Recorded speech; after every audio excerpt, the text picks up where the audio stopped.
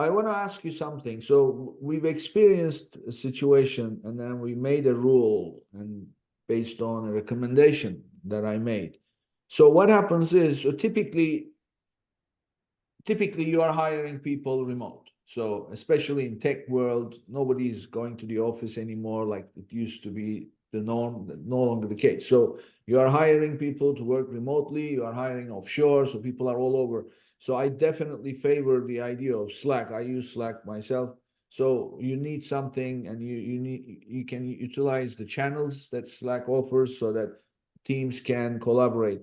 But what was happening was, so it's the same organization. You've got a PPC person, and you've got someone who works on the content, and then also someone who produces the whether it's the visuals, the images or the videos or whatever, it's somebody different. So we had three different people. So what was going on was PPC was wasting money, because what happened was, this past shopping season, we're running the campaign, and PPC is doing well. I mean, as far as the performance, ACOS and TACOS, everything is good, but it could be better. And also you're looking at the leakage. So what we found was, the person, whoever that was, and that position was not defined clearly, that function was left orphan. Nobody took ownership of issuing coupons, those clip coupons.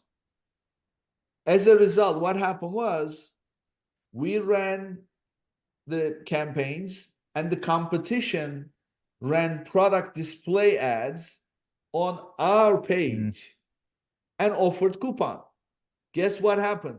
All the traffic we draw, I don't want to say all, but a great percentage of the traffic we draw through sponsored product ads to our listing pages got diverted by the competition because they offered a coupon.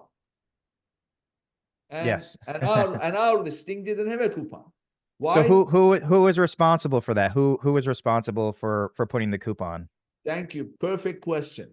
So what happened was, first of all, this is a client of ours, PPC only. So we are only managing PPC. It's not our job to issue a coupon. We don't even have access. So what happened was, after this whole thing happened, I went back and I said, listen, we need to change the organizational structure here. So now what we have is, PPC is the driver of content. That means titles, bullets, A+, you name it. Not necessarily hands-on production of them, but has the authority to call for new picture, new video, new whatever. And then at the same time,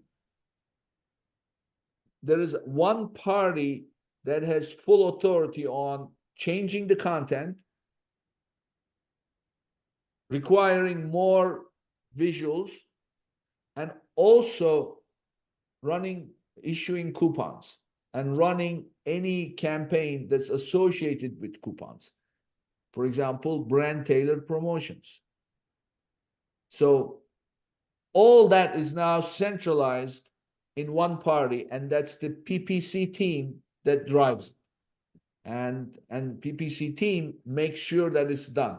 Otherwise, they don't do whatever they're planning to do. So that kind of organization is, of course, after the whole thing happened, I thought this only makes sense. So what do you think? Yeah, I would say that our organization is structured a bit differently.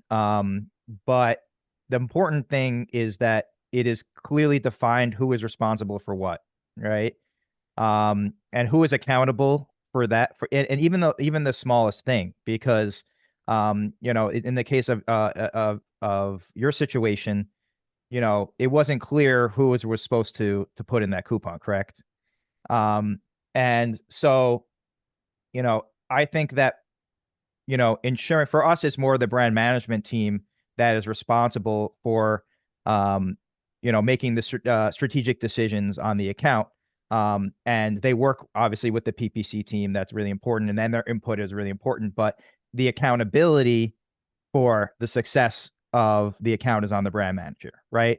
So we have to make that extremely clear to them that is what we expect. For the project manager, right? They have different responsibilities. Their responsibilities is that the graphic designer, the graphics get created and it gets given to the client, right?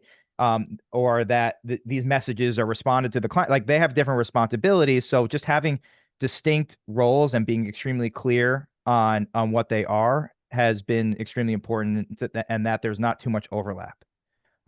It's nice when people can jump in and work together, but we find it relieves the pressure when you make it clear, even if it sounds like we're adding more work to someone, if we can make it clear what we expect of them to do. So, and building process behind that, building an SOP, training with that, making sure it's like central to what their daily functions are. Yeah. Yeah. I mean, this, what happens, who's going to do what, but for them to do it all together in coordination with each other, that's the problem. And that's not, doesn't always work. It's the right hand, left hand situation. Hey, it's a challenge always. It's not always, rainbows and sunshine. And we're dealing with human beings and we're dealing with processes that aren't always perfect the first time around. So, but it's important to, really chip away at it, identify, why did this thing fall through the cracks? Have a system for improving your processes. We have process discussions every week. We have a whole system for improving on them. For getting feedback. So yeah, I mean, I totally agree. Yeah.